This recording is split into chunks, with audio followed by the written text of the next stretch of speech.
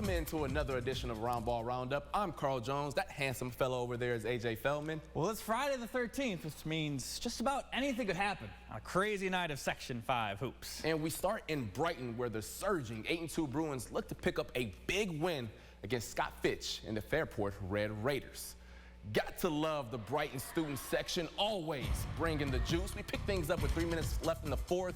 Game tied at 52. Wallace Ramon getting it done in the paint. Red Raiders go up by 2. A minute left in the fourth. Bruins down 57-55. Trill McPherson in and out. Stop. Pop. Money. All tied at 57. No score after that, so we head to OT. Fairport down 59-57 in OT. Andrew Miller with the steal. LaShawn Lowry gets the lay. That ties it at 59. 50 seconds to go. Bruins down 2. McPherson gets the steal. Reggie Smith Jr.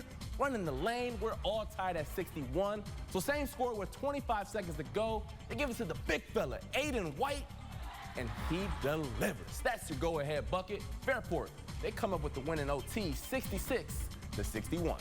The Sutherland faithful trying to cheer the Knights to a win over 10-1 around Decoy. Third quarter, Eagles up 30-26.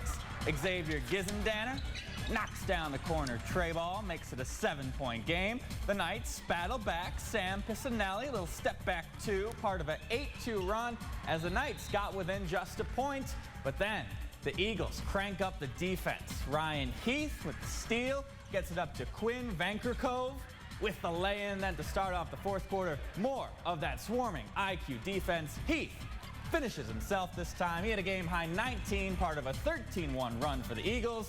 IQ wins 58-52.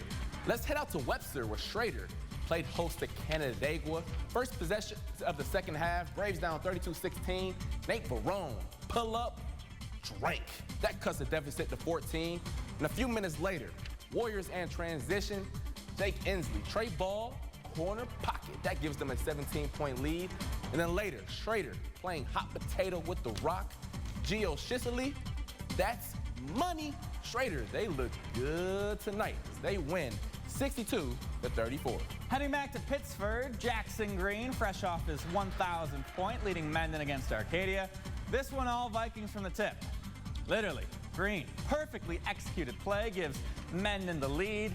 On the other side of the court, Arcadia, Lincoln Flynn, nice find down low to Marlon McCullough.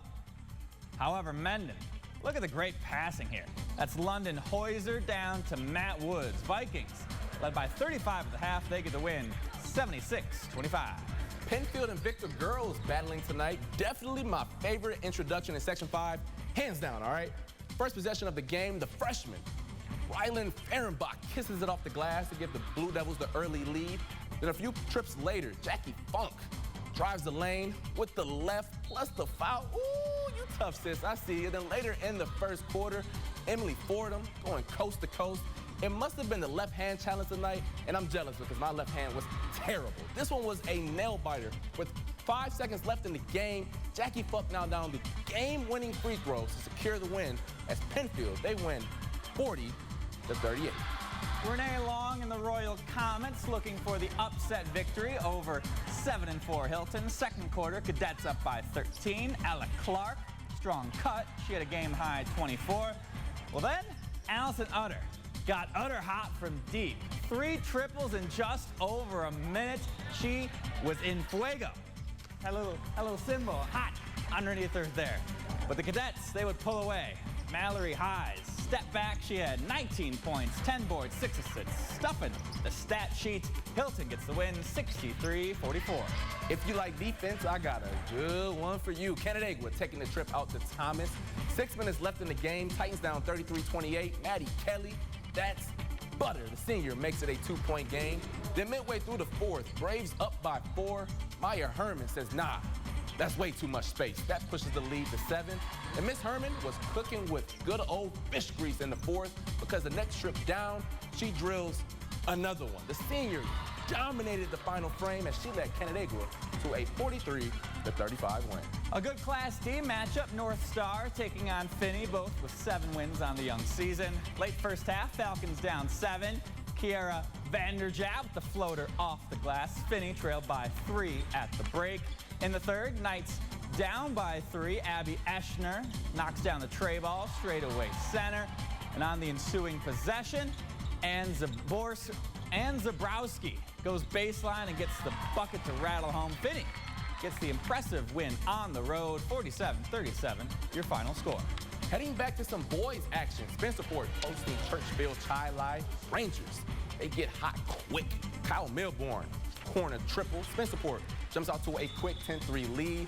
The Saints finally get going. Jason Gibbs picks his pockets. The lay on the other end. This one was back and forth. Then later, Spencerport, Lucas Heisler from distance. This one was a 1-point game with less than 2 to play, but the Rangers ended on a 14-2 run as they win 60-60. And wrapping up in Gates, Pep Band playing strong, the Spartans, as they take on Thomas. Titans led by 4 at the half, trying to close this one out in the fourth quarter. Jackson Mulcahy slashes in for the deuce. On the other end, Caney Mitchum, strong take, the bump, the foul, the bucket. However, the Titans, too much on this evening. Sean Mason spotting up from distance. Thomas, they get a convincing win. Final score tonight, 59-41. Coming up after the break, the Bills get some All-Pro honors, and RIT looks to win its 3rd straight. But first, here's some more Section 5 scores, including Newark's Diane Kearney picking up her 400th career win.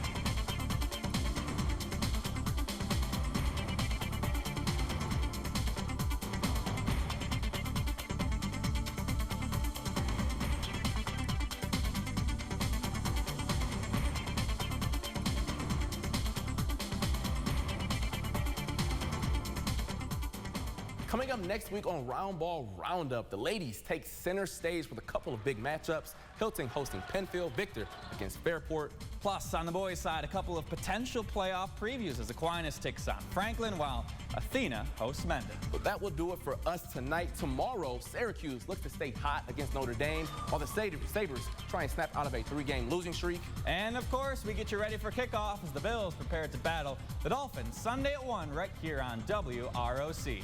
I'm going to go check my Mega Millions tickets. I might see you tomorrow. But he's Carl Jones. I'm AJ Feldman. Have a great rest of your night.